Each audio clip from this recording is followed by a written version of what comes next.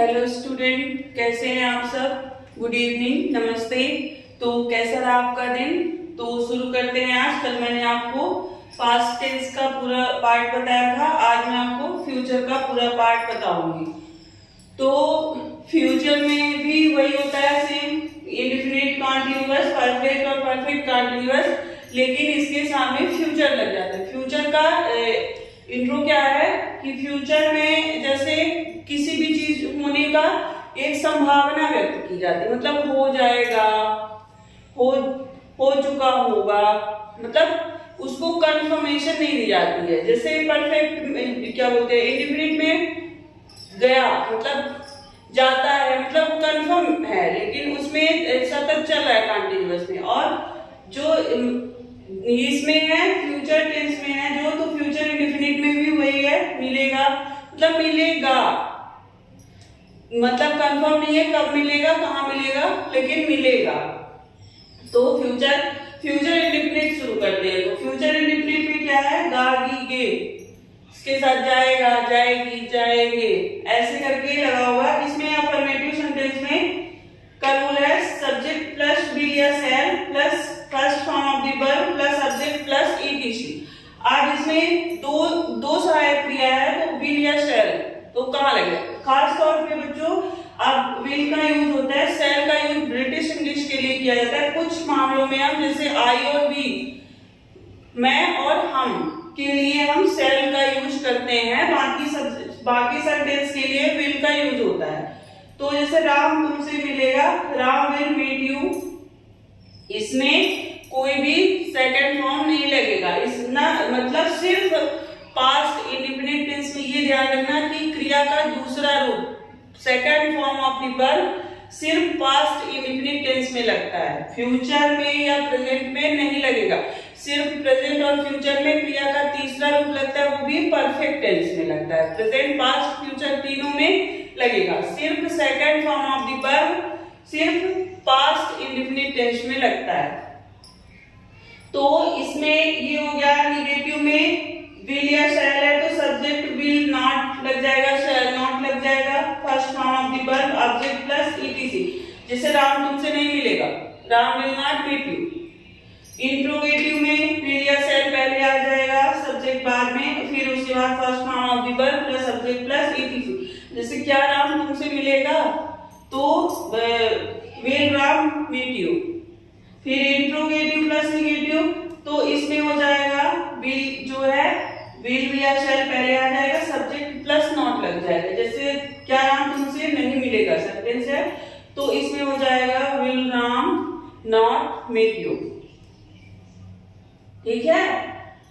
तो अब आ गया फ्यूचर कंटिन्यूअस दूसरा। इसका पहचानने का तरीका रहा होगा, रही होंगे, यानी होगा मतलब संभावना व्यक्त कर रहा है, कोई भी कंफर्मेशन नहीं दे रहा है कि हाँ हो जाएगा, होगा, मतलब फ्यूचर में होगा पता भी नहीं है, सतत जो है। तो ये फ्यूचर कंटिन्यूअस टेंस, इसमें भी चार part, affirmative, negative, interrogative plus negative. तो अफर्मेटिव में क्या है, सब्जेक्ट के साथ विल बी या shall be plus first form of the verb plus ING plus subject plus ETC. तो इसमें विल भी वही आई और वी के साथ शैल लगता है, बाकी सेंटेंस के साथ विल ही लगता है। कहीं कहीं पर हम आई और वी के साथ भी हम विल लगा देते हैं। और खास तौर पे समझ लो जैसे दस्तावेज प्रस्तावित करने किसी को, या ब्रिटिश इंग्लिश, सबसे ज्यादा ब्रिटिशर्स शैल का यूज करते हैं। हमारे इंडिया में आई और वी के साथ हम करते हैं, लेकिन विल भी कर सकते हैं, कोई वो नहीं है। तो निगेटिव अफर्मेटिव में ये हो गया, जैसे वह प्रतियोगिता में नाच रही होगी, तो she will B dancing in the competition. ठीक है। तो निगेटिव में हो जाएगा वही, सब्जेक्ट विल बी नॉट हो जाएगा, शैल बी नॉट हो जाएगा, वही first form of the verb plus ING plus subject plus ETC. तो वह प्रतियोगिता में नहीं नाच रही होगी, she will be not dancing in the competition. ये हो जाएगा। इंट्रोगेटिव में क्या होगा, प्रतियोगिता में नाच रही होगी, विल या शैल पहले चला जाएगा, तो ये हो जाएगा इंट्रोगेटिव में विल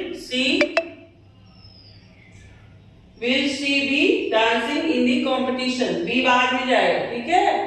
इंट्रोगेटिव प्लस निगेटिव में तो हो जाएगा क्या वह प्रतियोगिता में नहीं नाच रही होगी, तो क्या विल सी बी नॉट, ठीक है, डांसिंग इन द कंपटीशन, ये होगा। फिर आपका हुआ फ्यूचर टेंस, तो फ्यूचर परफेक्ट टेंस इसमें क्या होगा, चुका होगा, चुकी होगी, चुके होंगे, लिया होगा यानी खा लिया होगा, कर लिया होगा, कर चुका होगा, जा चुका होगा, ऐसे सेंटेंस। तो इसमें क्या है, अफर्मेटिव में है विल हैव या शैल है सब्जेक्ट के साथ, plus third form of the verb plus object plus ETC. तो इसमें हम मार्केट जा चुके होंगे सेंटेंस जैसे, तो विश हम शैल का यूज होता है, wish shall have gone to market. इसमें विल जैसे है तो इसमें ही विल, वह मार्केट जा चुका होगा, he will have gone to market. Negative में वह मार्केट नहीं जा चुका होगा, तो he will have not gone to market. Interrogative में क्या वह मार्केट नहीं जा चुका होगा, विल या शैल पहले लग जाएगा और फिर subject plus third form of the verb plus object plus ETC. तो इंट्रोगेटिव में हो जाएगा विल ही, हो जाएगा gone to market. Interrogative plus negative में विल है पहले या शैल है पहले आ जाएगा, plus subject plus not plus third form of the verb plus subject plus ETC.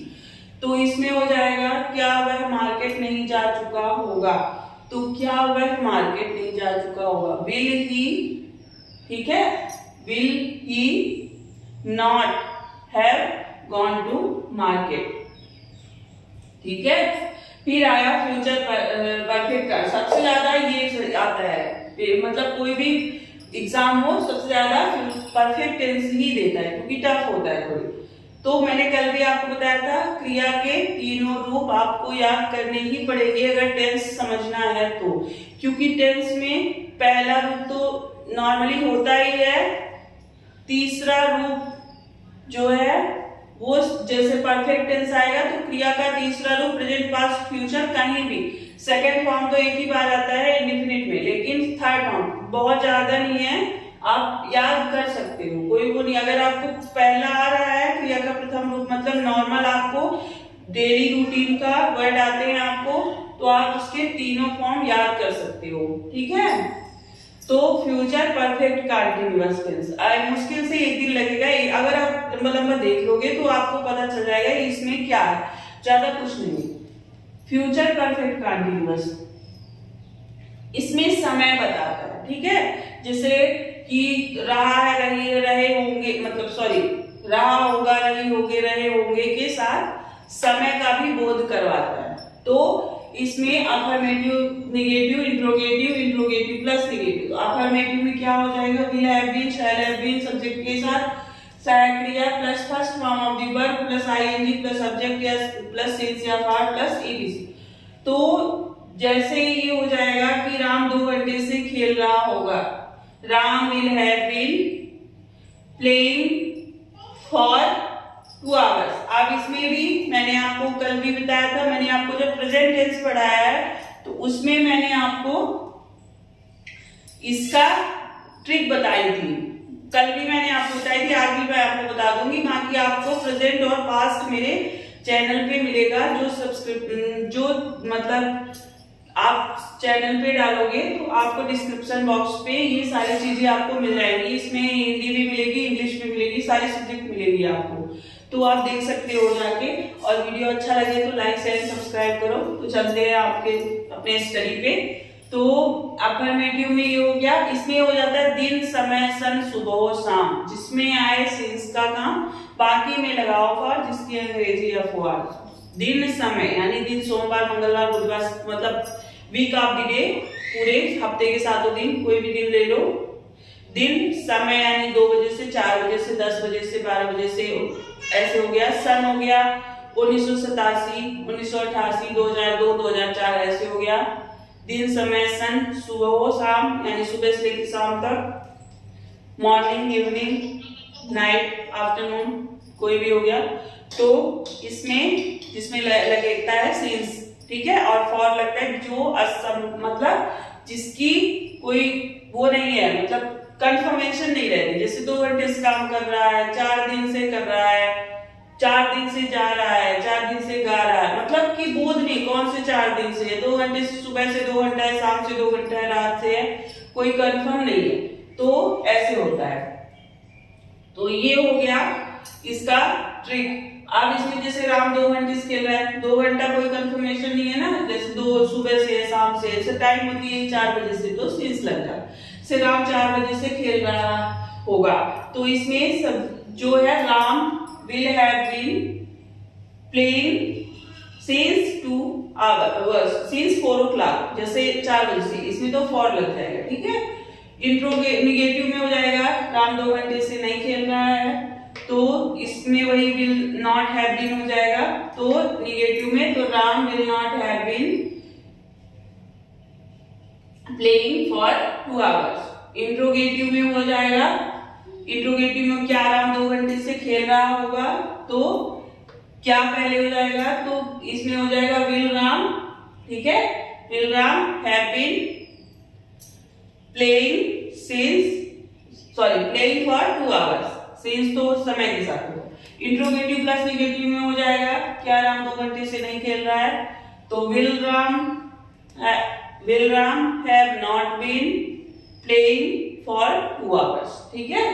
तो ये आपका टेंस कंप्लीट हो गया आज से, प्रेजेंट, पास्ट, फ्यूचर। अब मैं आपको कल से वॉइस बताऊंगी या फिर जो भी बताऊंगी तो कल मिलेंगे। जो भी नया चीज मैं कल आपके लिए लेके आऊंगी, एक इंग्लिश ग्रामर का ही। तो आज से टेंस तो कंप्लीट हो गया, और टेंस अगर आपको समझ में आ गया होगा तो 80% आपकी इंग्लिश ग्रामर जो है वो कंप्लीट हो गई होगी। अगर तो समझ में आ ही जाता है, हम लोग वैसे भी पहले पढ़ चुके होते हैं, 5th से तो ग्रामर हम पढ़ने लगते हैं, और 12th तक में तो 8th तक में तो अगर हम चाहें तो ग्रामर कंप्लीट, क्योंकि मैं जैसे आपको बता रही हूँ तो मैंने 6 से शुरू किया था, और जब मैं ग्रामर शुरू की थी तो मुझे बहुत मार मिली थी। टीचर थे मेरे, बहुत मारते थे, लेकिन उनकी मार की वजह से आज मेरी इंग्लिश ग्रामर बहुत अच्छी है बच्चों। तो अगर हम मन लगा के कोई चीज पढ़ेंगे, गुरु जो होता है वो शिष्य को कहां से कहां कर देता है। तो इसलिए पढ़ो लिखो, जो मतलब ये चीजें तो आप अगर छोटी क्लास के बच्चे हो तो भी आप पढ़ सकते हो। अगर जैसे कोई कंपटीशन में तो इंग्लिश ग्रामर, हिंदी ग्रामर, ये तो हर उम्र के लिए, मतलब कोई भी उम्र हो, 8 साल के बाद कोई भी उम्र हम सीख सकते हैं, हम पढ़ सकते हैं। इसलिए इसमें कोई वो नहीं कि ये अभी हम पढ़ सकते हैं। अगर कम क्लास के हैं, 12th वाले भी हैं, कॉलेज वाले भी, जिसको नहीं आता, या तो फिर अगर कोई मतलब कुछ नहीं कर रहा है, वो नॉर्मली घर पे भी बैठे, कुछ सीखने से ही हमारा हौसला बढ़ता है। तो अगर हम बैठे हैं खाली, तो खाली नहीं बैठना है। जैसे जो लोग कंपटीशन की तैयारी, तो चलो ठीक ही है, जो मतलब गृहिणी है, ज्यादातर औरतों की बात, मतलब किसी के भरोसे रहना, या मतलब हमको भी आनी चाहिए पढ़ाई। हम भले हम कुछ नहीं करते हैं, लेकिन हमको नॉलेज होना चाहिए। हम अपने बच्चों को पढ़ाएंगे, हम अपने बच्चों को सही रास्ता दिखा सकते हैं। कहीं पर हम गए तो हमारे बात करने की टंग जो है वो अच्छी हो सकती है। तो इसलिए किसी के भरोसे में रहना नहीं है, औरतों के लिए बता रही हूँ, और अच्छे ही रहना है। जब भले ही आप कुछ मत करो, किसी फील्ड में नहीं जाना है आपको, बस हाउस वाइफ बन के रहना है, या तो फिर कुछ नहीं करना है, घर का ही काम करना है, लेकिन आपको नॉलेज होना चाहिए। आप बात करने का तरीका आपको होना चाहिए, क्योंकि आप YouTube खोलते हो तो रील्स देख रहे हो, उसी जगह पे आप कुछ अच्छी चीजें भी देख सकते हो। मोबाइल जो है, सोशल मीडिया जो है, वो सिर्फ रील्स के लिए नहीं है, वो अच्छी चीजों के लिए भी है। रील्स भी अच्छी चीज है, अगर मनोरंजन करना है तो वो भी आप देख सकते हो, लेकिन पढ़ाई की चीजें भी देखो। मनोरंजन के साथ साथ एजुकेशन भी बहुत, और एजुकेशन किसी कोई उम्र का वो नहीं है मोहताज। वो सयाने लोग भी सीखने की कोई उम्र नहीं होती है। हम छोटे बच्चों से, हम इतने बड़े हैं, हम छोटे बच्चों से भी सीख सकते हैं। बहुत सारी चीजें होती है जो हम अपने छोटों से सीखते हैं। बड़ों से ही हम बड़े हैं तो हमको ये नहीं होना चाहिए कि हम बड़े हैं तो हम इससे क्यों सीखे। अगर सीखने को मिल रहा है, कहीं से भी मिल रहा है, तो सीखना चाहिए। छोटा है, बड़ा नहीं देखना चाहिए, जाति नहीं देखनी चाहिए कि अरे वो छोटी जाति का है तो हम उससे क्यों सीखें। गुरु की कभी जाति नहीं होती है, वो पढ़ाता है, उससे हमको ज्ञान लेना है और हमको बड़ा बनना है बस। अगर हम अपना अहंकार त्याग दें तो हम बहुत कुछ कर सकते हैं, उससे सीख सकते हैं, भले वो छोटा है। तो वो चीज नहीं करना है, पढ़ाई लिखाई करो। मेन है जो एग्जाम से है, आपके एग्जाम आने वाले हैं तो उनके लिए प्रिपरेशन करो अच्छे से और मेरे साथ पढ़ो तो, और डट कर पढ़ाई करो। जो समय एक बार चला जाता है वो दोबारा नहीं आता है, तो हमको मिले या ना मिले, सफलता मिलना ना मिलना वो हमारे हाथ पे नहीं है, लेकिन हमारे हाथ में मेहनत करना तो है, तो हम मेहनत तो कर सकते हैं ना। तो डट कर मेहनत करो, डट कर पढ़ाई करो, करोगे तो मिलेगा क्यों नहीं। और अगर मेहनत करे हो तो कहीं ना कहीं वो निखर कर जरूर आता है। तो इसलिए मेहनत करो, पढ़ो लिखो और मिलते हैं कल के सेशन में। So take care, bye.